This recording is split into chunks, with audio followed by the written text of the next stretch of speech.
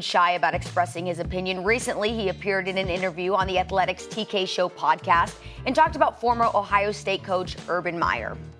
All right, now let's welcome in ESPN college football analyst and our friend Paul Feinbaum. Paul, where you at? Good morning. Good morning. There you are. There he is. What's up, stranger? How are you? I'm doing great. And anytime I hear Jim Harbaugh's name, I call the producers and say, please let me on the show. Well, you are on the show. We are excited to hear what you think about all this. Whenever we get Feinbaum, it's a big day for us. I don't know what you're talking about.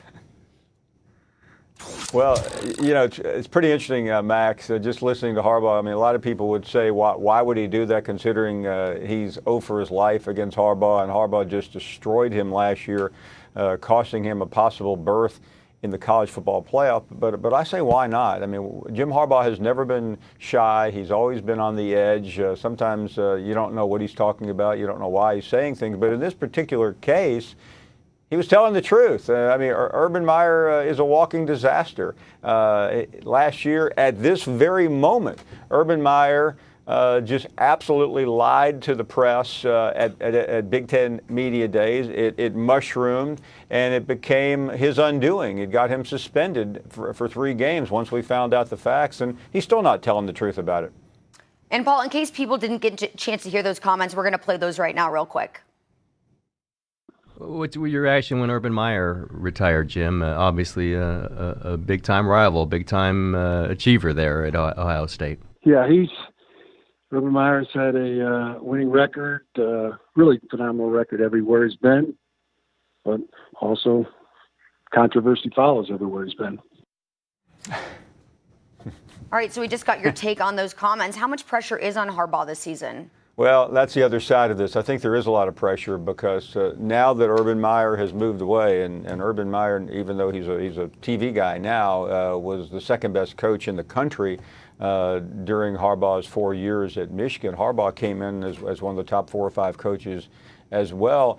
And if he can't beat Ryan Day, a rookie coach in Ann Arbor, you have to wonder when that time is going to come. Now, what's really interesting is I run into Michigan fans all over the country, and they're not as concerned because they have been in the wilderness for so long. This is a program that thinks it's Alabama, that thinks it's Notre Dame, that thinks it's Ohio State, but has 1.5 national championships in the last 70 years. So they like Harbaugh, but if he got blown out again by Ohio State and couldn't break double digits, then I don't know where they go.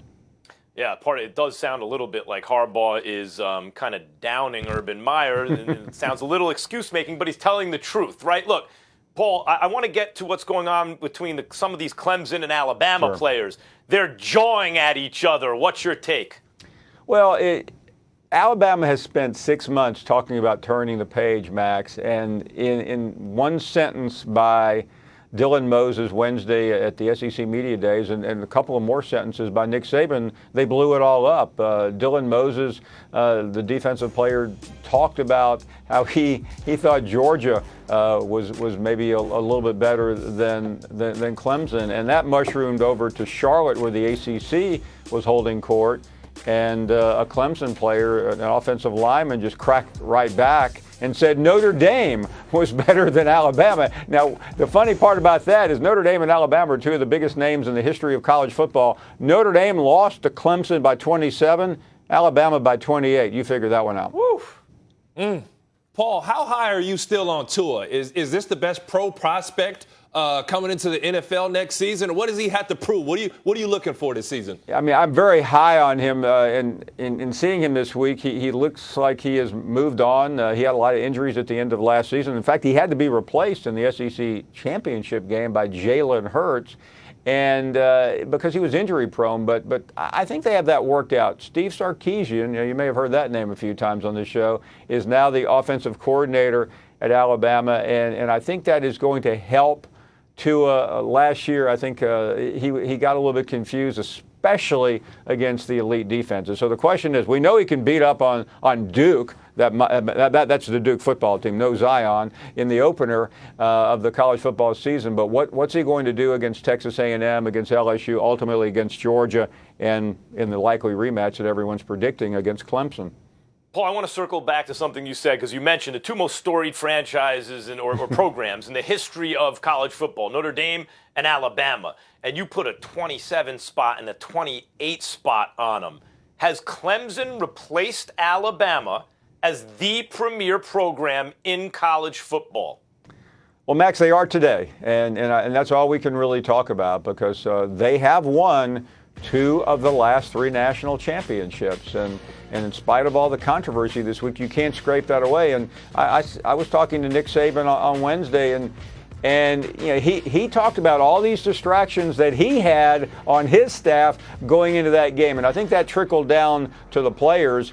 And he had a couple of coaches leaving, but Max, he has coaches leaving every single year, and some interpreted that as an excuse. It was just Saban being Saban. But think about this possibility, and I realize we're 6 months away, but what if Alabama meets Clemson again and loses again? That would be 3 out of 4 for Dabo Swinney, and then your question to me a minute ago would be a moot point. Clemson would own college football at that point. Paul, there's a big problem still in the college football tournament. A lot of winners from the Power 5 conference don't even have a chance to compete for the national championship. We know in March Madness, NCAA tournament, it's a one or done, go home. It's a great experience. Is there anything that needs to be changed, or do you keep the system as is? I wouldn't keep it as is, no, because last year, on the biggest day of the year in college football, remember that Saturday before New Year's, we had the 2 semifinals. Yep. The games were unwatchable. You had the Clemson 27-point win over Notre Dame, and at one point, Alabama was ahead by 4 touchdowns over Kyler Murray in Oklahoma. They did come back a little bit in the second half, but that's not what you want. So you ask the question, well, how do you come away with a different system? Well, there's only one solution. You have to expand it. That doesn't guarantee that you get a better situation, but it is more inclusive. You let some conference champions in. I mean, the Big Ten has been shut out for a couple of years, something that Jim Delaney is hopping mad about as he spoke yesterday in Chicago. And it's not a perfect solution, but it helps. And one other thing to remember, in the 5 college football playoffs, the number 1 seed has never won, so you can't say it's not fair. The NFL has done pretty well opening the doors, and so has every other sport except college football. Paul, I want to circle back to Clemson and Alabama again because that's where my head is going into every college football season now for some of the reasons we discussed.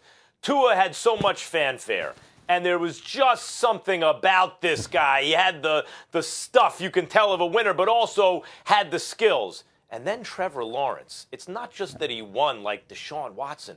It's the way he did it so much better than everyone else on the field. Who is the better prospect at quarterback, Trevor Lawrence or Tua?